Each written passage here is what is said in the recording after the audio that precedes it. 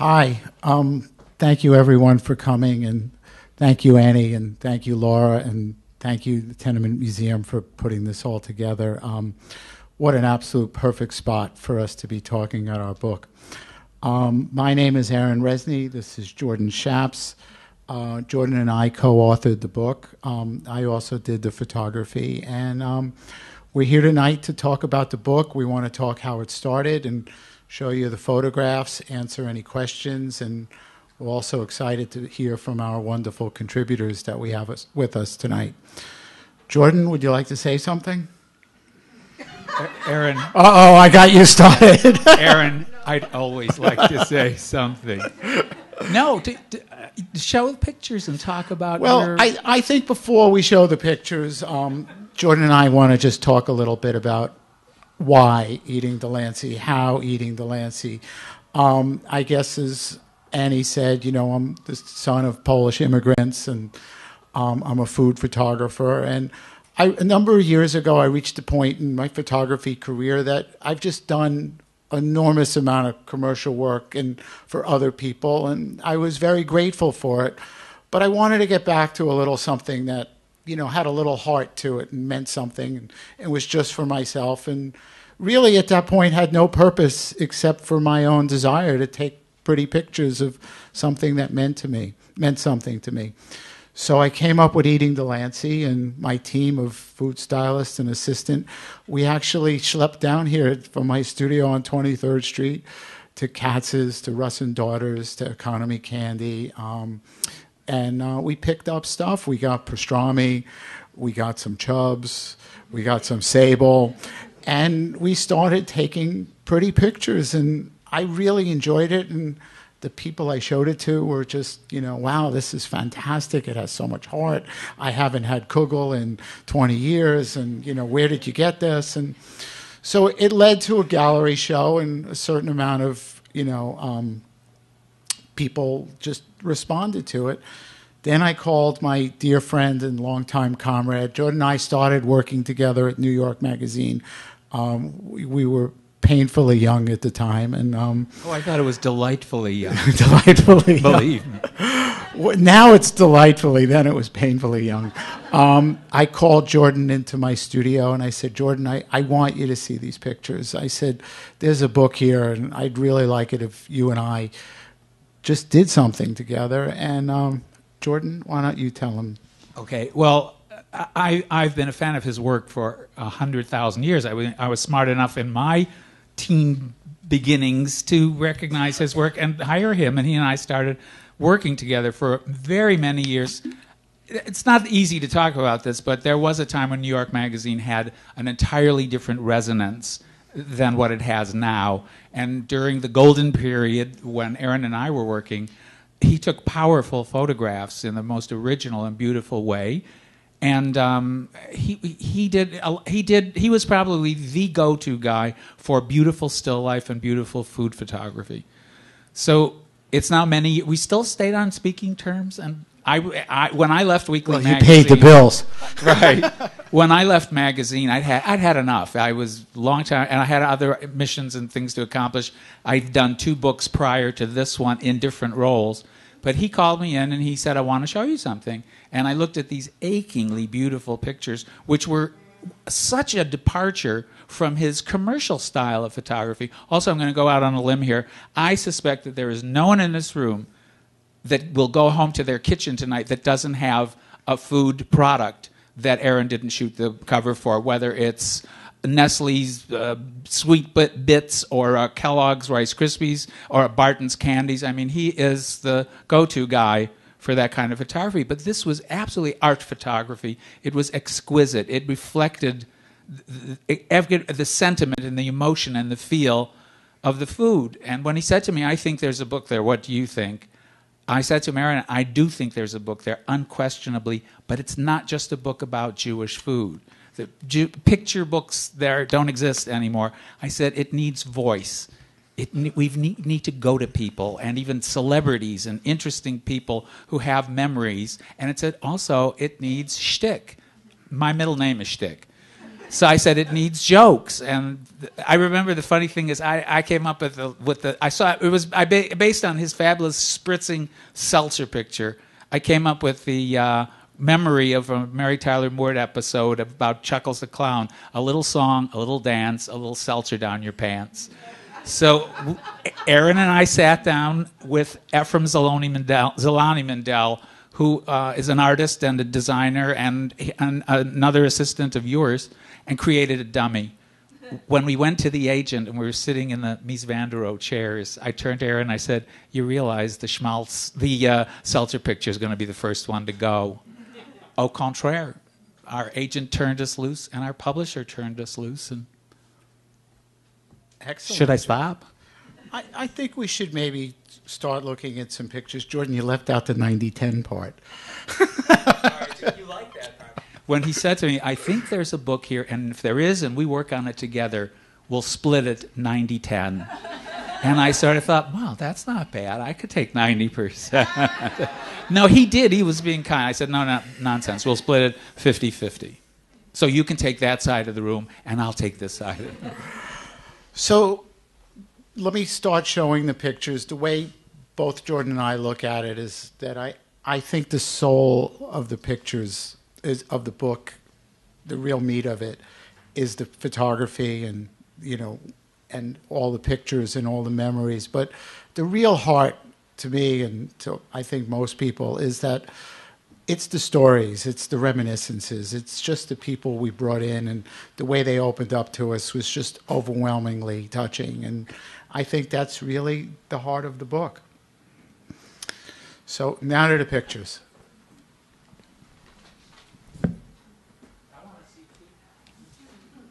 What did Joan Rivers say about it? Joan never saw the actual book, unfortunately. She loved doing the piece, and we were very grateful, but unfortunately she passed. But the piece was significant to her. It was written for her children and her grandchildren, and it was really... Talking to the mic. Okay, sorry.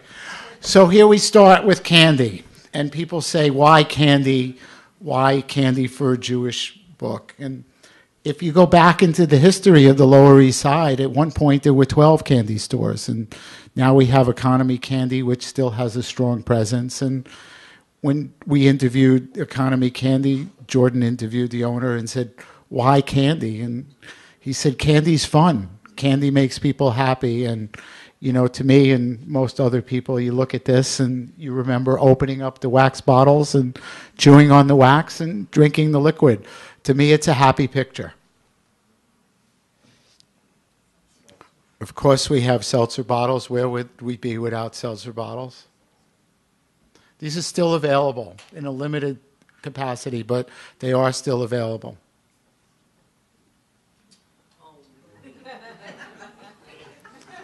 This is one of the first pictures we did, and it kind of says it all.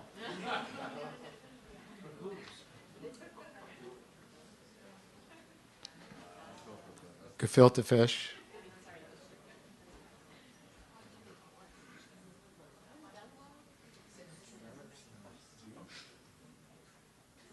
This is a memory. This is a recipe that I contributed for my mother and grandmother. It's just the way they made it to a T with schmaltz, honey, sugar, a little sugar, raisins, and carrots. How could it be bad?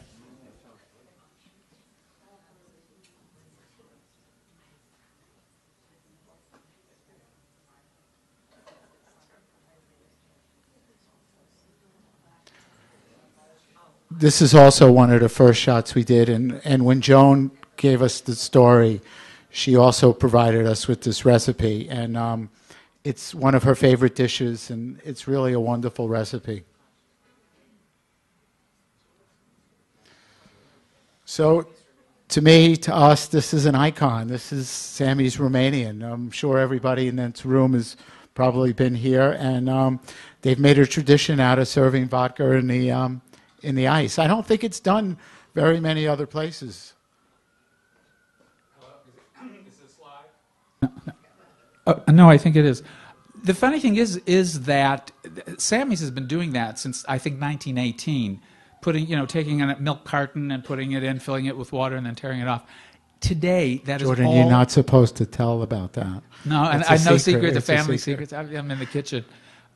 Today, it's all the rage at all the young, hip clubs. They don't serve drinks by the glass. You buy a bottle. You buy a bottle of champagne for $800. Sammy was chic and doing it for 100 years before.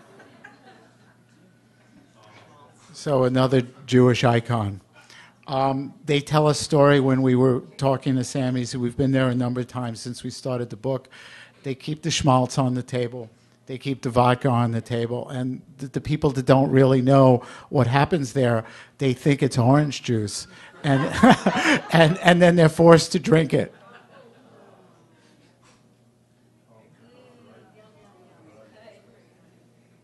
You know, one of the things I was thinking about, and we talked a little bit about the candy and the economy candy and all the candy stores. You know, we all remember, that there's missing delis and appetizing stores and fish stores and meat markets. And, there used to be, growing up in Brooklyn, Malcolm, you could remember, there was a deli on every corner. But what also is kind of missing now from New York is the candy store. You would go, you would get a 2 cents plain, you would get an ekrim, you would get a lime Ricky. Chocolate jelly rolls. Yeah. Halava. Yeah. I miss that. We should have included Dave's luncheonette. Best, yeah.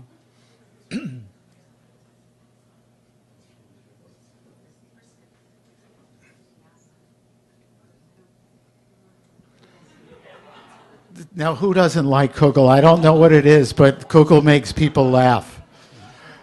It's a fantastic recipe by a friend of mine's and a contributor's grandmother, and it's just a great Jewish dish.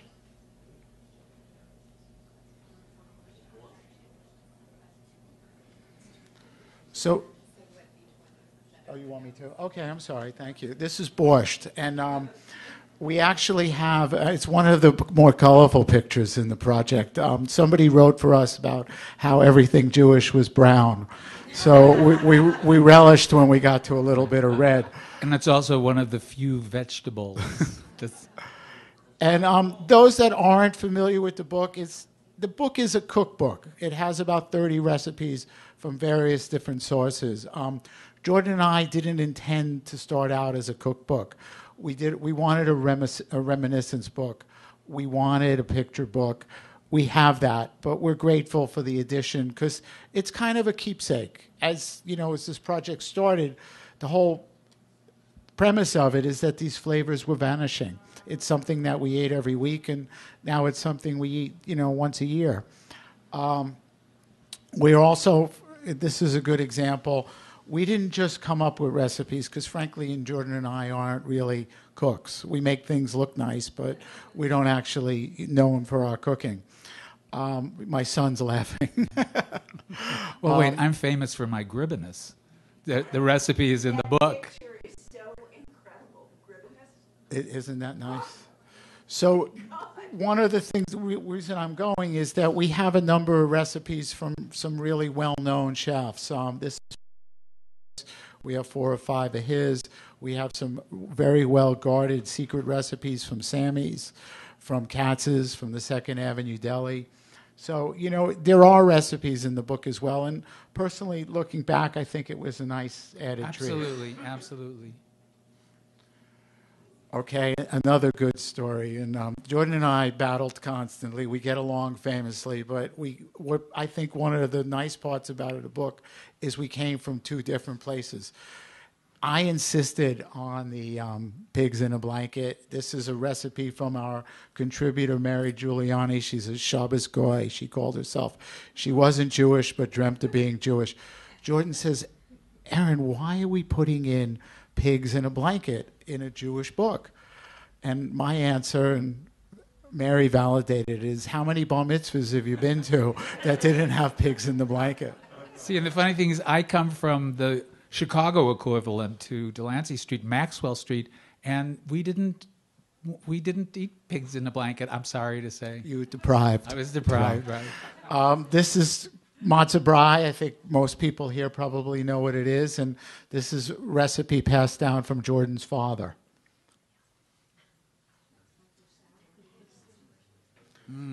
Chopped liver. What kind of Jewish story we would have without chopped liver? There's a recipe from Sammy's for this. This is an exact replication of how it's served with radishes, chicken. That is not olive oil on top. That's chicken fat, schmaltz, and there's gribbiness inside as well.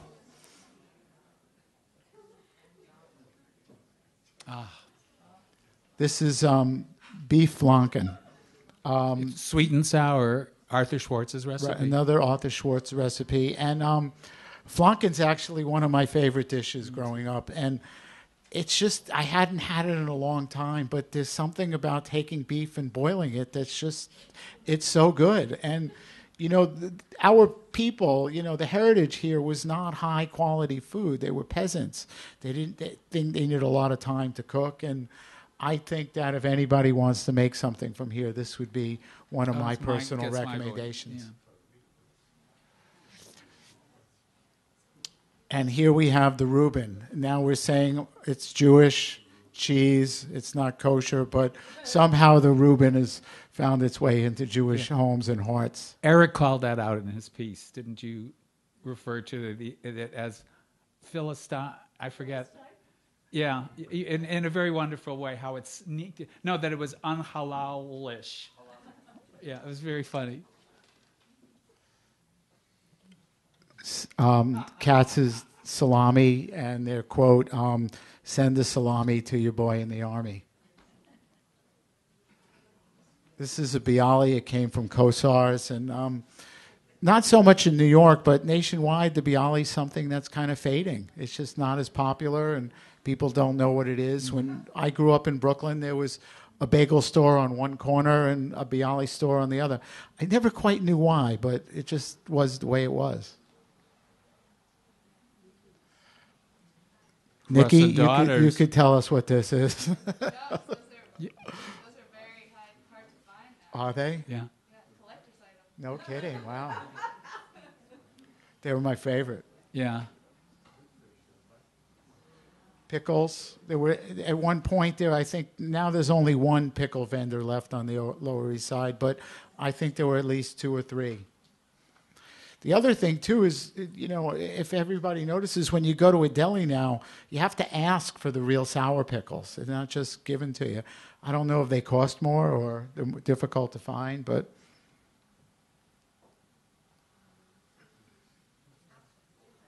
Latkes wings.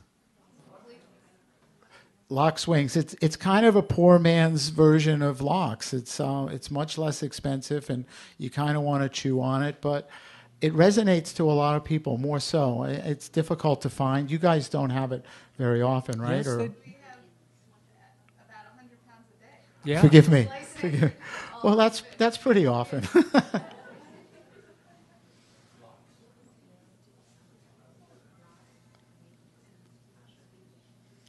Obviously, we have a kasha knish from Yonah Schimmel's.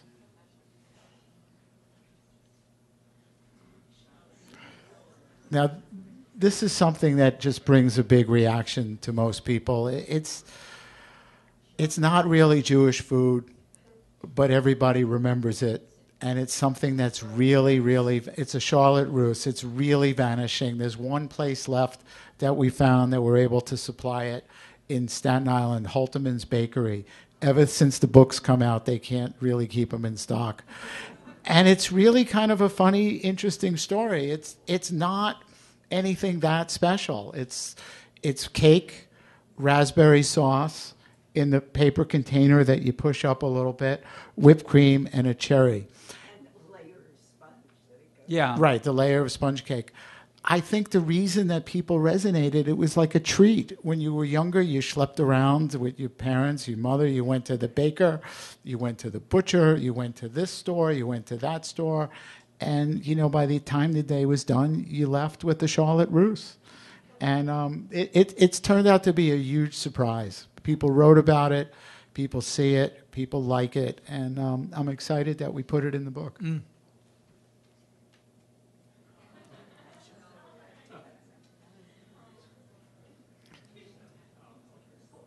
Celery was actually a health tonic in the late 1800s and the early 1900s. It was made with celery seed. There wasn't as much sugar.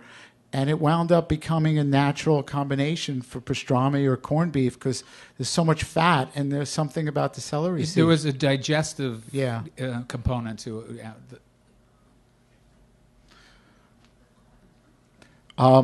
This is from a piece that one of our contributors sitting in the audience, Malcolm Taub. Malcolm was one of our first. Malcolm wrote a fabulous piece about going to the fish market with his grandmother and his mother when he was little. And Malcolm wrote the piece before we even had an agent. And, you know, we quite enamored by Malcolm and his piece. But it's one of my favorite stories because I don't know if everyone realizes these fish were in your bathtub when you came home from school. And these fish wound up being gefilte not too long after you came home from school and was Shabbos dinner. And it's something that I truly remember. It was a vague memory, but coming home from school as a young boy, we played with the fish.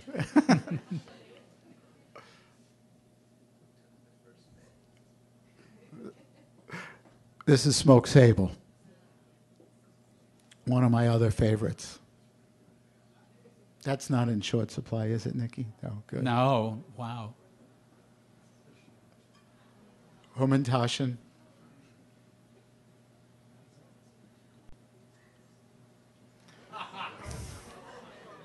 You see, candy's fun. I was right. Yeah.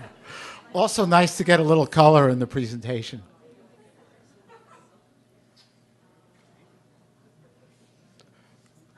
To me, kreplach is the quintessential dish. It required so much love, handmade, an enormous amount of work. My grandmother would make it, and I just treasured it. It was a real special treat, and I had about 9 cousins that lived in Brooklyn, so when she made it, it was a big ordeal. But it's just a wonderful food. Stuffed cabbage. It's a vegetable. One of you. Rugula.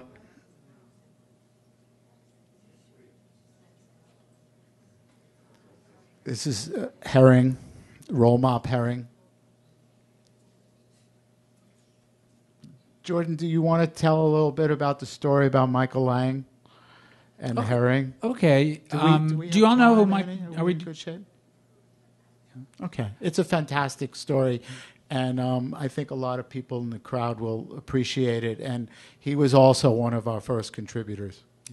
Michael Lang, the great rock promoter, was working with Bill Graham, the great Fillmore East rock promoter, and the notion of Woodstock came up, and Michael was producing it in Woodstock, and the two of them got into a very dicey thing because the contracts that Bill Graham had for the artists who were appearing at the Fillmore, where you had to pay, it only extended to a 50-mile distance, and Woodstock was just outside of that distance. So Bill was booking people, Michael was booking people, and Bill did not like the fact that Michael was booking people that you could go to Woodstock and hear for free.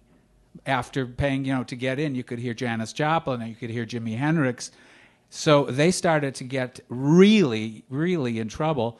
And a lunch was suggested, a meeting was suggested, and it wound up, because of Fillmore East, they wound up at Ratner 2nd Avenue next door. And they walked in, and Michael was, I think, with one person, Bill Graham, who turned out also to be Jewish and a Holocaust survivor, walked in with his posse, and it was looking very dicey sitting across the table until one of them said, "I'll have herring, I'll have some pickled herring." And the other one says, "Oh, I'll have some blintzes." And suddenly the two of them were able to connect through food. And Michael loves to say, as he does in the book, that if not for pickled herring and blintzes, there very well might not have been a Woodstock.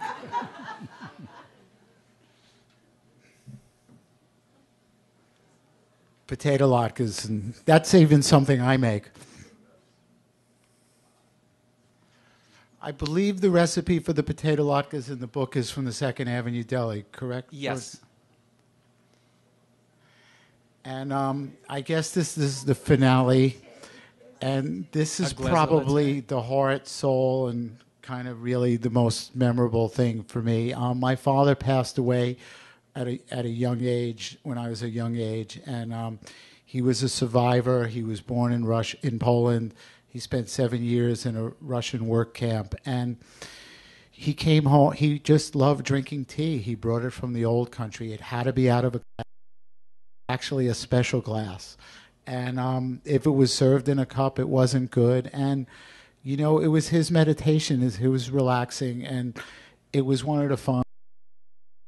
And I dedicated the book to the memory of him drinking the tea out of a glass. And Jordan would also like to explain what the sugar cubes are. At this point, It's like the 90-10. Yeah, right. You see the sugar cubes on the side of the picture. The reason they're there is because the Jews who drank a glace de latte didn't put the sugar in to sweeten the tea. They took a sugar cube and put it between their teeth. And then when the hot tea flowed into your mouth, it melted and sweetened the tea. And you would always see, if you were lucky enough that your grandparents lived to be very, very old, you'd always see some slight wearing down of the enamel from, I have enamel trouble from the flanken bones. But You're not supposed to eat the bones. I'm bad. Annie, that's the presentation with photography. I think we're going to have Cara de Silva speak with us. And thank you for listening, and thank you all.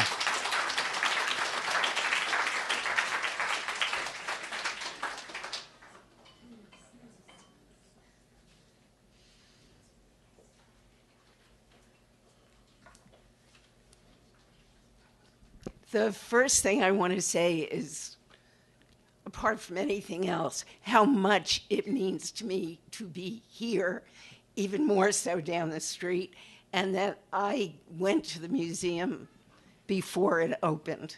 I was taken around by Ruth Abrams by candlelight. It was one of the most thrilling experiences of my life, because those of us here, and certainly the people who wrote the book, have in us part of what resides in the tenement, what became the Tenement Museum. So glorious to be here. Also, I'm just going to say one more thing, and that is that I was told to speak for 7 minutes. That is not something I really know how to do very well. And usually when I'm asked to speak, it's for a half hour or 45 minutes. So to be on the safe side, I made notes, and I will be glancing down periodically, and I hope they fit into the 7-minute slot. Although I had ancestors on the Lower East Side, specifically on Attorney Street, my experience of Jewish food, all of these foods, came from the other end of Manhattan. I was raised in Washington Heights, in Inwood, and by that time, all of these foods had traveled uptown.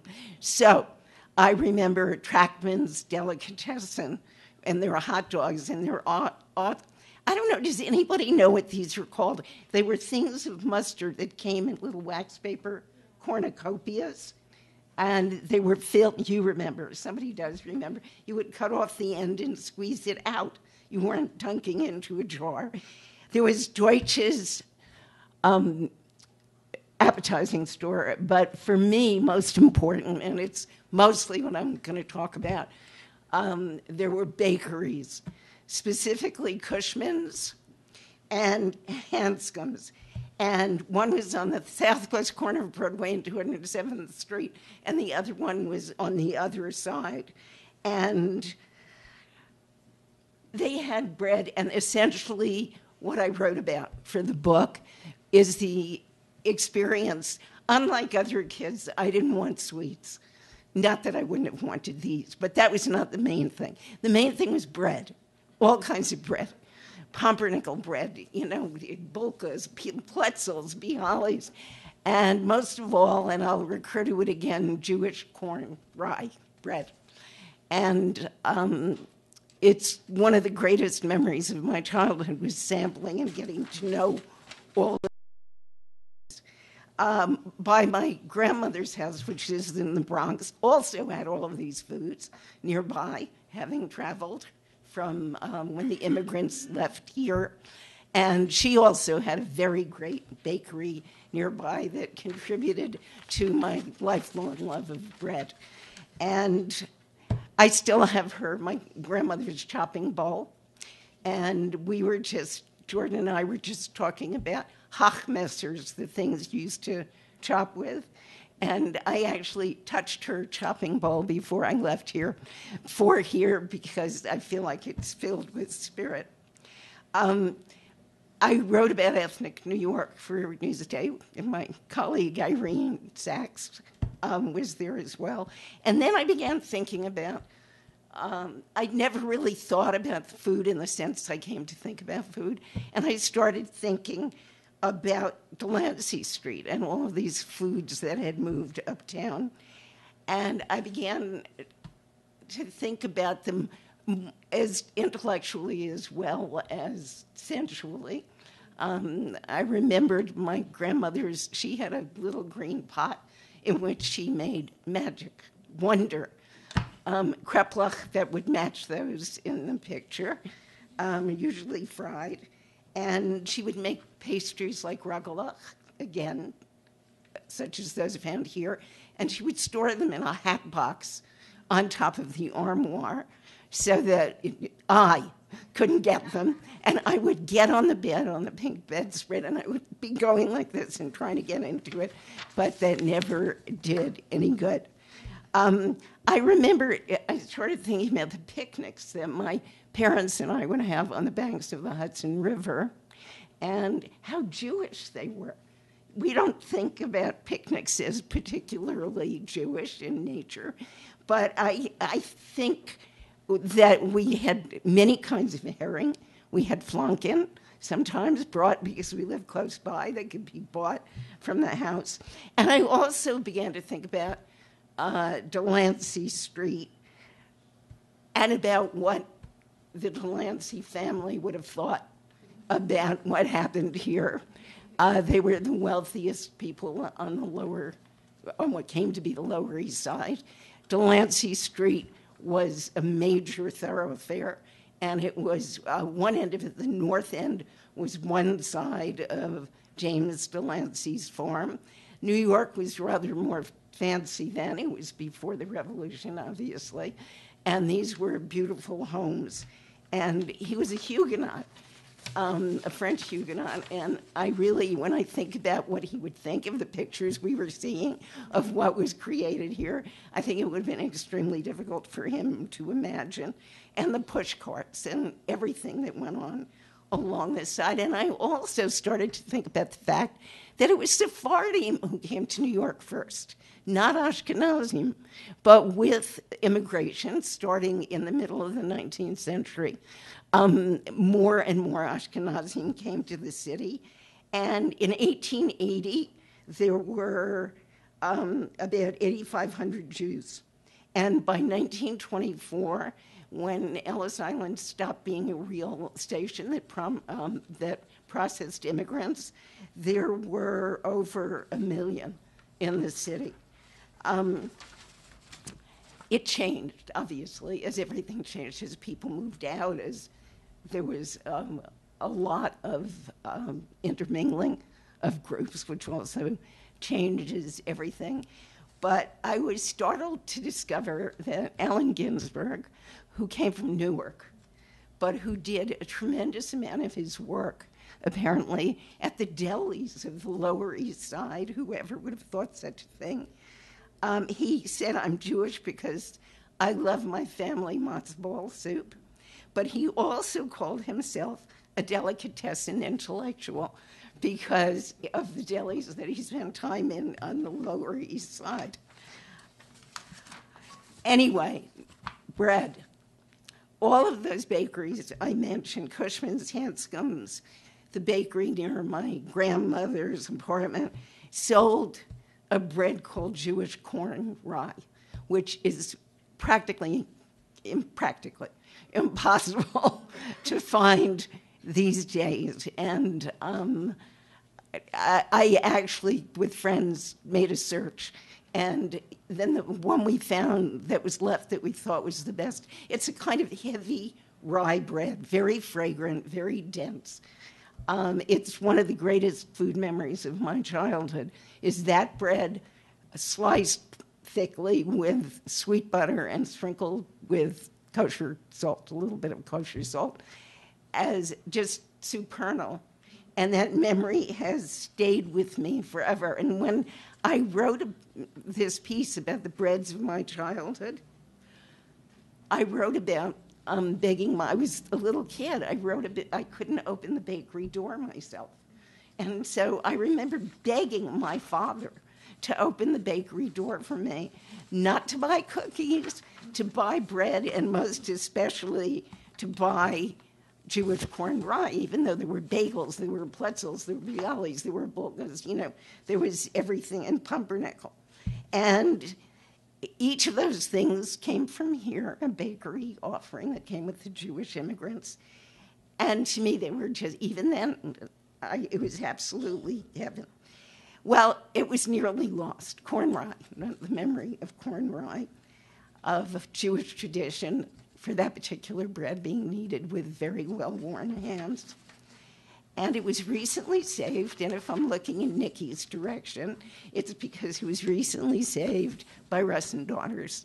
And I really choke when I think about it, because in a story Niki may or may not tell you about how they found a baker, a really fabulous Jewish baker, and they began making these old-style Jewish breads again, and among them is a corn rye that tastes like the corn rye of my childhood.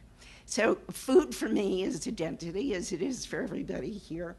And one of the reasons this fabulous book is so important is because we lose so many of these things, and it reminds us always of our heritage. You turn every page, and part of you resonates with the photograph, with the words, with other people's reminiscences.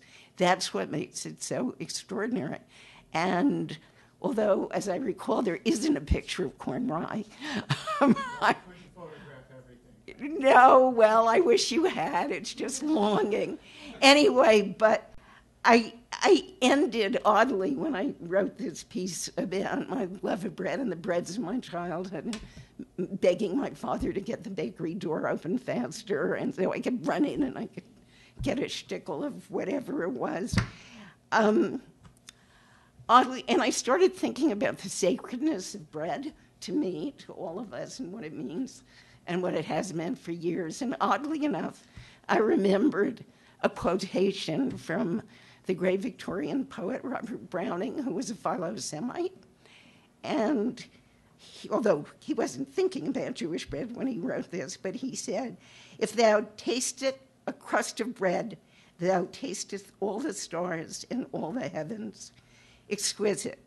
Yet, for me, surely those words would have been still more extravagant had he only feasted once with me and my family on a slice of Jewish corn rye slathered with butter, as sweet butter, and again, as I said before, sprinkled with a tiny little bit of kosher salt. No doubt he would have gone much farther even in his adoration of bread. Thank you.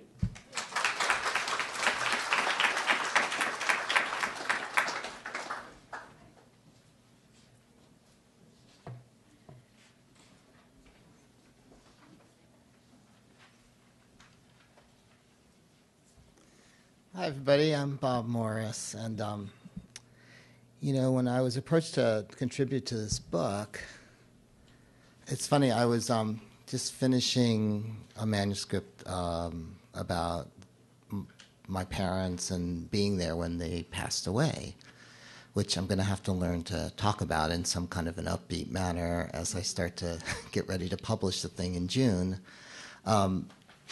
So it was something like a blessing. I think I had been writing about my mother's Passover Seders.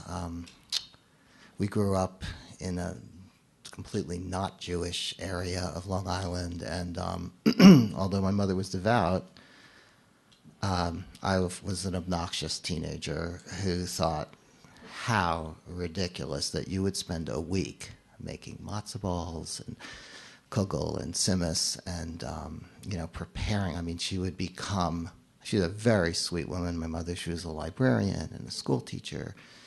And yet, you know, it was holy hell in the house as she would get ready for this, what I now realize was a miraculous feat of serving 20, 25 people for her seders.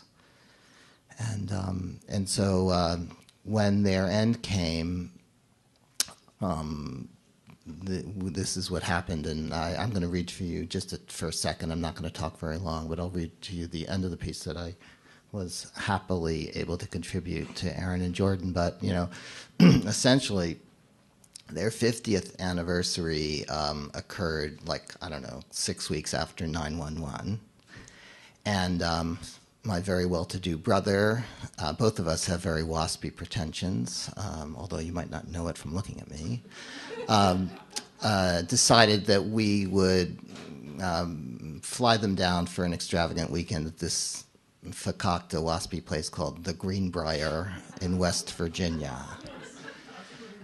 And now, you know, this said, it wasn't like a whole crowd was coming. My Aunt Phyllis from Montgomery, Alabama, was going to meet us there. And, you know, it turned out that the direct flight to that area was canceled because of 9/11. I don't know if you remember all the things that went on around that time. And, you know, my mother actually, we were going to fly. My mother and father were going to drive because she was so unwell that she couldn't fly.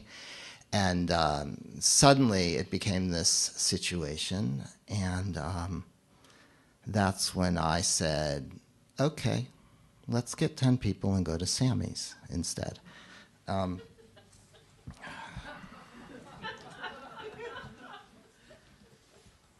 guess is that the word grizzying my brother? I mean, it was like a little zets to his Princeton education. So just to tell you more, because I won't read, it's a short piece, but I'll, you know, like basically what happened was the night of this anniversary, which we like finally, by the hair of our teeth, got our relatives from Ludlow, Vermont. I don't know why I have such far-flung Jewish relatives, but my relatives in Ludlow, Vermont, and my dad's best friend from Schenectady, New York, and Aunt, you know, Phyllis from Alabama, and whatever, you know, they were all to arrive, and I think the Bush was in town that night, and so the traffic was insane. My mother was particularly unwell. She was very frail, but she was particularly unwell. I had hired this Jewish band, and I said, look, I need a clarinet for my father. That's his memory, you know, and so, of course, I mean, these Jews, I mean, nothing was going to go the way I wanted. How dare I, you know, try to command this thing, even though it's not even cheap there. And so everybody was late, and I'll just read you the last couple paragraphs. So when my mother and father finally showed up with the rest of the guests an hour late, I couldn't get the Israeli keyboard player we were paying to wish them a happy anniversary. I mean, there were other people in the restaurant as well. And while I had been promised a clarinet, the musician said, oh, saxophone will be just as good. Your father will know the difference. And the place was, if you've ever been, the place is noisy. It's obnoxious. The food is its own animal. The decor was, you know, they had like paper streamers up. It was totally unacceptable, and the help was particularly confrontational that night.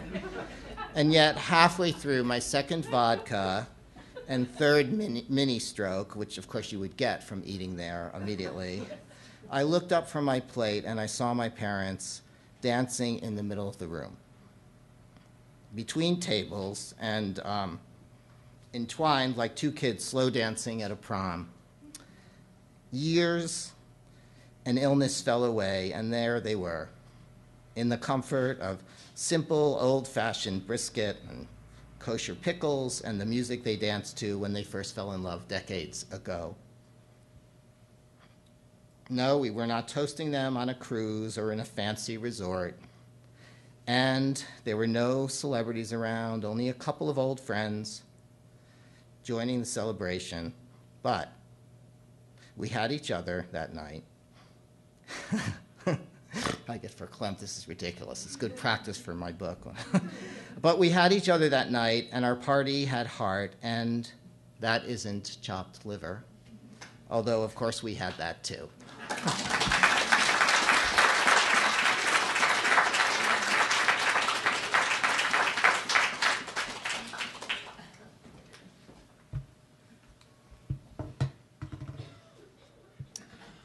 Hi, I'm Erik Anjou, the director and producer of an upcoming documentary film named Deli Man. Has anyone ever heard of this movie? Not yet. So I'm going to subject you to talking about a movie that you haven't seen. You will see it very soon, and I'll tell you where and how. Documentary films, like a lot of artistic endeavors, take a long time to make. This film, probably about 3.5 years. And two really interesting things related to this evening happened along the way. The first thing was about a year into our process. You know, with filmmaking, it's not like writing. You can't just pick up a pen and piece of paper and do it wherever. You need a crew. You need a wonderful crew. So at a certain point, we decided to announce the fact that we existed in the world. And so what we did was we took some of our footage to date, which included interviews with deli mavens like Alan Dershowitz and Fivish Finkel, and some of our deli owner-operators, and we decided to do what's called a sizzle reel to advertise our presence to the world. We put that sizzle reel up on Vimeo and received close to 740,000 views. That's number one. Number two, I'm happy to announce that we recently completed the film, and we had a world premiere at the Boston Jewish Film Festival on November 12th, and something really extraordinary happened. You know, again, as artists, or not artists, sometimes we spend a lot of hours in long, dark rooms doing our craft, and we don't really see our work in the light of day until it's way finished. And something happened in Boston where, very germane to your photographs, where there was a section of the film where we were visiting Acme Smoked Fish in Greenpoint, Brooklyn, and then visiting one of our deli purveyors that was preparing and slicing the lox. And all of a sudden, on a 40-foot screen, you have a piece of sliced lox that you can literally see an eclipse through. And we had 450 people in the audience gasping orgasmically at this picture. So the question is why? I mean, what is so resonant about Jewish food and Jewish, I'm going to specify Jewish food and Jewish tradition. This is the third, Deli Man is the third feature-length piece about Jewish culture that I've produced and directed. The first is a movie called A Cantor's Tale, about a cantor, Jack Mendelson, born and bred in Borough Park and was a cantor for 25 years at Temple Israel Center in White Plains.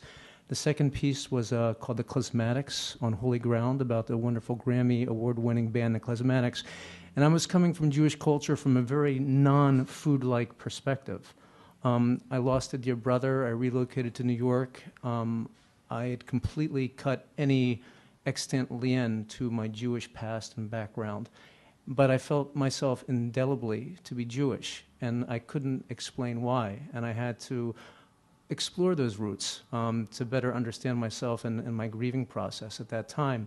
And then I found, by virtue of my connection with deli, is that I was almost telling the same story in a different way. In the same way we talk about the loss of cantorial arts, in the same way we talk about the loss or maybe the revitalization of klezmer music, the loss and now resurrection, hopefully, of Jewish food kind of like follows that thread. We feel ourselves connected to this tradition in ways that are sometimes inexplicable, but surface in gasps when we kind of see the pictures and we connect with the memories. Have any of you read a book by David Sachs called Saving the Deli? Okay, really, really wonderful book. I'll put a plug in for David, and please read it if you haven't. A statistic that David uses in the book is that at one point in the 1930s, there was a city census taken and by the city of New York, and apparently there were thousands of Jewish delicatessens, kosher delicatessens throughout the 5 boroughs. I thought that was hyperbolic. But we kind of like accepted the book as fact. And one of the things that we did graphically to illustrate that point in the movie was we went to one of the libraries, we unearthed the phone book, we photographed it, and there were literally thousands of kosher delicatessens in the 5 boroughs of New York. Now, according to David, there's approximately 150 delis, kosher and non-kosher, in the entirety of North America, which is a frightening statistic. And so one of the things we did in the film, we didn't have the budget, we didn't have the means to do an exhaustive study of delicatessens, but one of the things that we concentrated on was the generation to generation kind of like businesses, how businesses were transmitted, why tradition stays, why kids, against the advice of their parents, decide to stay in such kind of, I'm sure that you can speak to this a little bit. It's not the kind of thing that you'd advise for your kid to get into if you want to make a solid living. But the exciting thing, not only did we talk about many of these deli owner-operators, but there's an amazing resurgence of Jewish food. It's happening with you guys. It's happening to the people that we talked to. One guy, Zane Kaplansky, a place called Kaplansky's up in Toronto, is doing an amazing job with reinventing and reimagining Jewish food. And he's also a wonderful character because he's looking at Jewish culture in a different way. Literally, he's got a food truck that travels throughout Toronto, and on that side of that truck it says, "Jew it up," you know. In a time where Jews are unfortunately covering their heads, ducking against anti-Semitism, here's a kid that's wearing it on its sleeve, and he's thriving with Jewish food. Another two of the other pioneers we talk with are out in Wise Sons Deli in San Francisco. Has anyone visited Wise Sons here? They're kind of really on the cutting edge of, again, reimagining, resurrecting Jewish food, and they're wonderful kids, and they're enthused about this tradition. And the thing that I'd like to leave you with is, someone commented earlier that one of the things that we see when we see these wonderful photographs is nostalgia. And I would challenge you not to see it as nostalgia. I would challenge you to see it as something that lives, thrives by how you practice your cultural Judaism. Go to delis, talk about delis, tell your kids about delis, cook Jewish food. It's an amazing living tradition. It's not nostalgia. The way that I found myself to this evening, I had been introduced to Aaron by a wonderful filmmaker named Yael Melamed. Yael produced a film called My Architect about the architect Louis Kahn. It was nominated for an Academy Award about 8 or 9 years ago, and I also got a 90-10 split. I think it was 90-10 in favor of me, because I was asked to contribute a small piece for this book, and in compensation for that, Aaron and Jordan donated one of his lovely photographs about schmaltz that now lives in my movie. So thank you. Deli Man is going to get a New York premiere at the New York Jewish Film Festival on January 15th. So it's going to sell out fast. There's only 2 screenings. And then we've been blessed. We have a wonderful distributor, the Cohen Media Group, that stepped on to take control of the project. And you'll be seeing it at the Lincoln Plaza on February 27th. Great.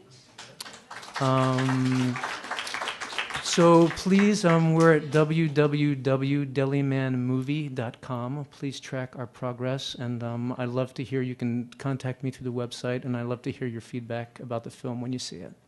Thank you.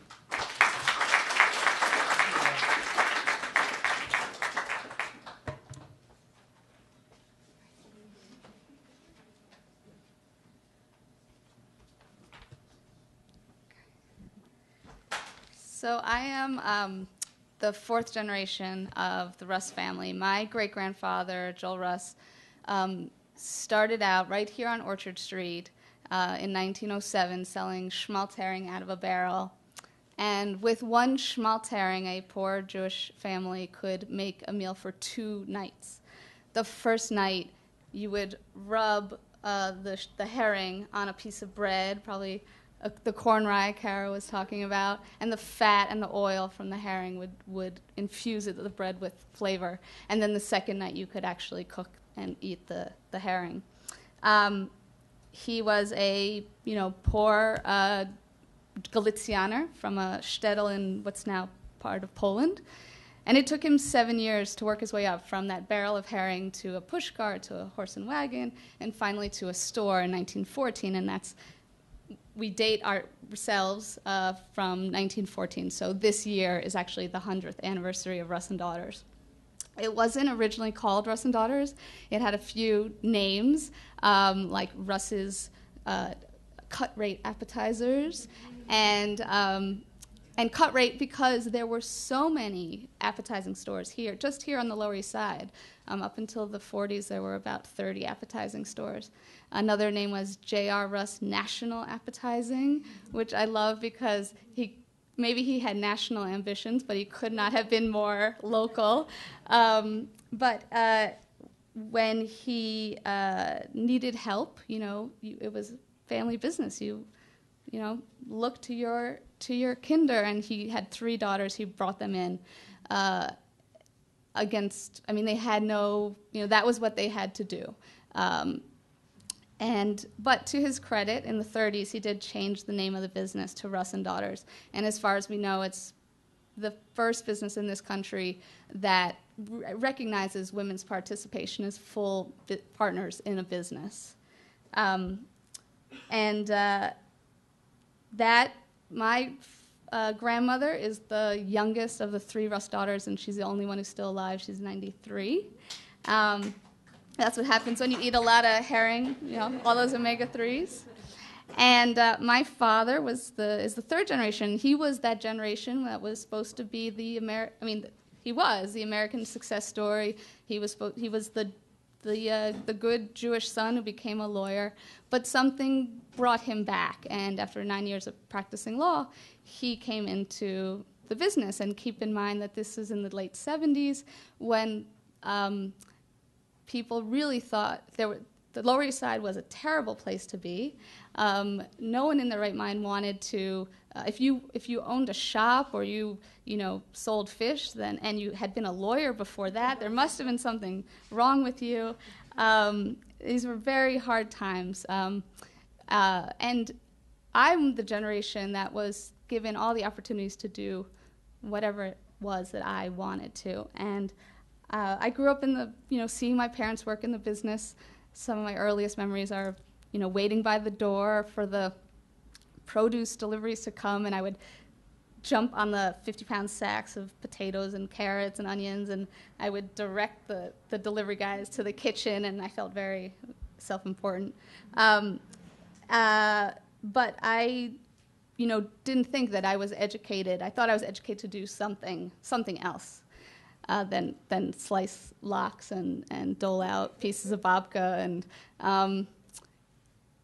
but I did I spent about 7 years doing various things, checking those career paths off my list, until I really realized some of the inherent, the real meaning of Russ Daughters, that these foods and this place and this neighborhood hold so much power, not just for my family, but that it's a vehicle for so many thousands of New Yorkers, whether you're Jewish or not, whether you still live in New York or not.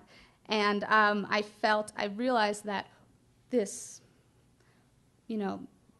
place was actually what I had sort of been running away from, actually was an incredible gift and obligation I had to keep it going. And so I came back, and I now run the business with my cousin. And he was a chemical engineer, also was not doing anything remotely related to appetizing food.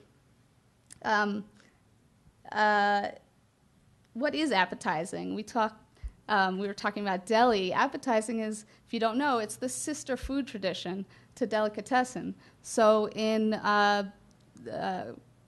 for Jews who were observant of kosher law, you're not supposed to eat or purchase meat and dairy together. So it's actually no coincidence that, like, for example, Katz's and Russ Daughters are so close, because the delicatessen was where you go for your corned beef, your pastrami, while the appetizing store was where one would go for smoked, cured, pickled fish, and then the dairy, like the cream cheeses and breads that go with that. So this year is, as as I mentioned, our 100th anniversary. It's been an amazing year. And we, one of the things that happened this year was that we opened the Russ Daughters Cafe, which is right crossing Delancey. It's right across the street. And it felt like the missing link. Russ Daughters has become this almost like a pilgrimage place. And people go there from all over the world. And it seemed almost, I would kind of crumble a little inside every time someone would come in, and they'd sometimes even just walk right back to the kitchen because they were looking for a place to sit down. And I realized that we needed to round out or complete the experience, because these foods are all about family, togetherness, marking special occasions. And whereas the appetizing store was a place you would, used to be that you'd just buy these foods and take it home, I wanted to be able to provide a space where people could eat Russ Daughters at Russ Daughters. And I love all the photos and stories that Aaron and Jordan have put together here, because I think every single one of those is part of the Russ Daughters tradition, except for obviously the corned beef and the it was next door. Yeah, exactly. And when my cousin Josh and I were thinking about opening the cafe, I won't lie and say we didn't consider what would happen if we took Russ Daughters and maybe we should do it uptown or in another part of another borough, or we definitely thought about that. And then actually I remember we actually got pretty close with a couple spaces, and one night we had an opportunity and we had to make a decision, and I was at home and I started thinking about it and just having like real agita. And I remember talking it out loud with my husband, and the phone rang, and Josh was on the other line, and my husband said he was so confused because I just kept the conversation going with Josh, because at that same moment Josh was also having his existential crisis. And what we realized was that 100 years of history and of memory and meanings here on the Lower East Side, and we realized that we had to have the cafe here, because as much as this neighborhood has changed, one of the powerful things about Russ Daughters is that it's always been here, and it's provided a sense of continuity in not just a neighborhood but a whole city that has been changing so fast. We've had people who come in. Not too long ago, a guy came in to the store, and it was late, and so there weren't that many people, and so everyone behind the counter was ready to help this man, and kept asking him, "Can we do something for you? Can we do something for you?" And he just said, "I just want to smell. I just want to smell this place." And he inhaled and he exhaled very deeply, and he said, "Thank you. It smells the same the way it did 30 years ago." And then he walked out. And those things happen every day. These stories happen every single day, where people have a bite of our blintzes, and they start talking about their memories as a 6-year-old. Or so we were very determined. We realized we had to stay on the Lower East Side, and I remember talking to our contractors and our designers when we found the space where we now are, and I said to them, this space needs to be a home to 4 generations of customers. So we need a place for babies in their high chairs, their parents, the grandparents, and the great-grandparents all at the same time. And they looked at, so I said, we need a place to put strollers, wheelchair friendly, the booths had to be comfortable. No, I don't even want music. People have to be able to hear each other. They came to me and said, "This is New York. Space is limited. Do you want any chairs or tables when we're done with your..." Oh, I said, "I want the armchair, the red leather armchair that my grandfather used to have, my great-grandfather, when he was too old to actually be on the counter, he would just sit in the red armchair in front of the counter and yell in Yiddish, like "Nish kazoi" and "not good." So anyway, now if you walk into, I hope you have the opportunity to come to the cafe or come to the store, because that is something I love when you walk in and you see this multi-generational mix. You see a mix of this food, what Russ and Daughters used to be almost entirely a Jewish business serving Jewish food to Jewish customers, and now it's transcended that. It's just become a very New York place. So I love seeing that sort of multi-generational, we do have 4 generations of people sitting down at the table on any given day. So for me, what's exciting is that while the appetizing food that I represent evokes so much nostalgia for people, I feel that my place is also to provide that sort of continuity and movement forward, so that these foods and this history, stays relevant for the next generation and even grows beyond, sort of its Jewish roots. This coming year will also be exciting for us, because after 100 years, we are exploring beyond the confines of the Lower East Side, and we are going to be bringing Russ and Daughters uptown to the Upper East Side, inside the Jewish Museum. So it's an amazing shidduch, a match between 2 100-year-old institutions, and it felt like the right home to go to. So it seems kind of somewhat cruel to talk about all this food and look at these beautiful pictures and not eat anything. So I would love for those of you who have the time to join us across the street at the Russ and Daughters Cafe. And if you are so inclined as to buy the beautiful book, we will offer a 10% discount at the cafe. So I hope you can join us there. And Mazel Tov.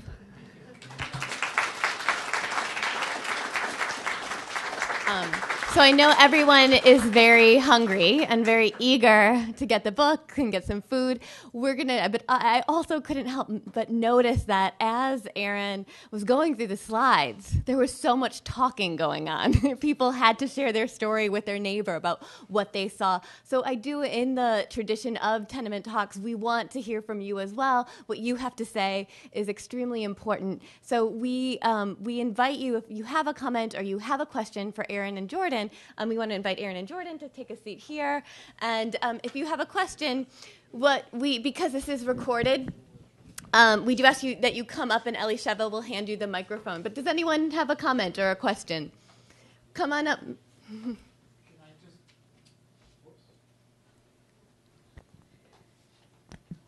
Let's go. Okay. I just want to thank everybody who spoke, Erik, Bob, Cara, Niki. And I looked at Jordan and I said, Jordan, we were really on to something, because, as I said before, these stories are really the heart of the book, and we're just so glad for everybody who's come and contributed, and thank you again. And thank you. And I believe Mitchell, why don't you?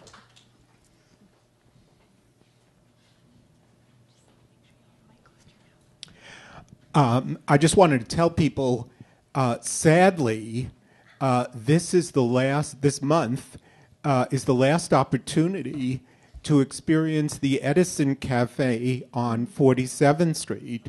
And if you've never been there, or even if you have been there, it's really a worthwhile eating and cultural experience. And this is your last opportunity. Any other questions or comments? Come in the back. Yeah.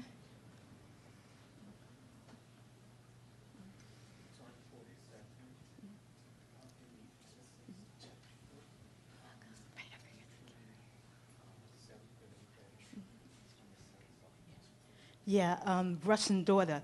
That's an interesting title. I like the title of the name of the restaurant. It's very. I like titles. As soon as I hear titles, it captures me. Wanted to ask you. Brooklyn has a large Jewish population in Williamsburg. Do you ever think you're going to open up a restaurant over in Brooklyn instead of Manhattan too? Other places in Manhattan and Brooklyn? Oh, that's Niki. Well, I live in Brooklyn, so for selfish reasons, I wouldn't mind not having to schlep here. But we'll see. You know, we're a small business. We do everything by hand. You know, all of our smoked fish we still slice by hand. You know, everything is we do small batches of our recipes. It's very, you know, hands-on. And one of the beauties, I think, of Russ and Daughters is that it is unique, and in our day and age, when you can have pretty much anything you want everywhere you want, and this sort of landscape of our cities has become very homogenous, I think there's something to be said for places that are one of a kind. Or, I mean, granted, we are now opening up in the Jewish Museum, so I am a little bit of a, you know, contradicting myself, but our growth is very measured, and we're very careful about making the right moves, because we do, you know, my thinking as a small business owner might be different, goes against the grain, because we really want to maintain the authenticity of what we do. So opening too many places, you know, might be, well, we want to keep it small and intimate. So I'll leave it vague. In 100 years, yeah. We have time just for one more question or comment. In the back, why don't you come on up?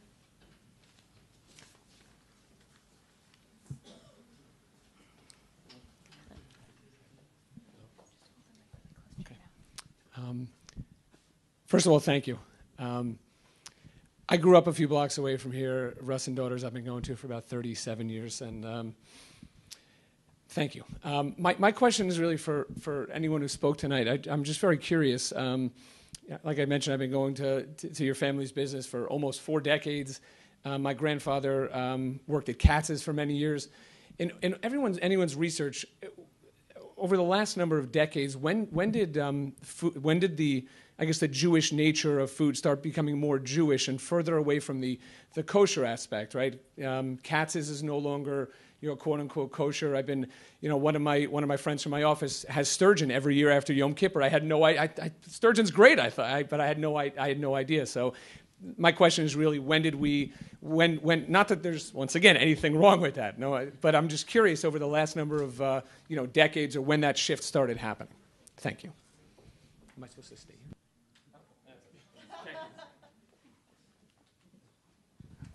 I guess, I don't know, we're nearing the end of our visit, our journey here. I have to say one thing that moves me very much, and I forget who referred to it, but that when the photographs were being shown, there was a lot of talking in the room. It parallels our journey with the book in the respect that when we decided that we wanted to get prominent and famous and distinguished Jews to write about their experiences, one of two things happened. Either someone said, "Oh, that's an interesting idea. I don't know. Let me think about it. I'll get back to you." We didn't hear from them. It was the people that we asked, whether it was Jackie Mason, Don Rickles, Itzhak Perlman, Janice Ian, Bette Midler, that said, "Oh, my God, I'll never forget the time my bubby did this and my bubby did that." And it's nice to see that there's a stirring in terms of your reaction to the food. I think we should answer his question, or at least try to. But thank you, Jordan. You know, I'm going to, it's not something that really came in research, but I'm going to just use my educated experience in growing up in New York. I think there's a big resurgence now for being kosher, and I think, and Erik could sort of join me on this, but part of the problem with the Jewish delis is less and less people were eating it, and the expense got higher and higher. And the unfortunate part is that I think that being kosher adds a big expense to this kind of food. And I think that a lot of, you know, I think we have a smaller audience, or, you know, for a lesser amount of stores and purveyors. And I think the 1950s were a big time where there was a change from kosher food to more Jewish-style food, in part because it was a time of a lot of movement. So as people were moving from old neighborhoods to new neighborhoods, or moving businesses from another neighborhood to another, and the highways have opened and you can move somewhere else, then that was a time where people said, well, maybe we don't have all this energy to invest in keeping everything kosher again. So sometimes it's tied to the geographic mobility. I also think that one of the things that I recently learned is that the deli was really for the immigrants. When these delis opened, Katz's, Second Avenue Deli, you know, people from my parents' generation, if they escaped the war, they came here before the war, they might have been here, the men might have been 10 years in this city or in this country before they were able to send for their families. And the delis were just a basic place for people to go eat and have dinner, and usually the men, you know, ate alone. And that's where it started. Well, we're going to, again, thank you, everyone. Go ahead, Niki. I think we should actually end, and you're happy to find Niki and speak to her. I just have to stay with our timeline because there's a lot still to happen. The books are available, and you'll receive a discount if you buy them just tonight at the store. And Aaron and Jordan are also available to sign the books. So thank you very much for coming to our last Tenement Talk of the season. Thank you, Jordan and Aaron and Bob and Erik and Cara and Niki for your wonderful contributions. And I wish you all a wonderful holiday season.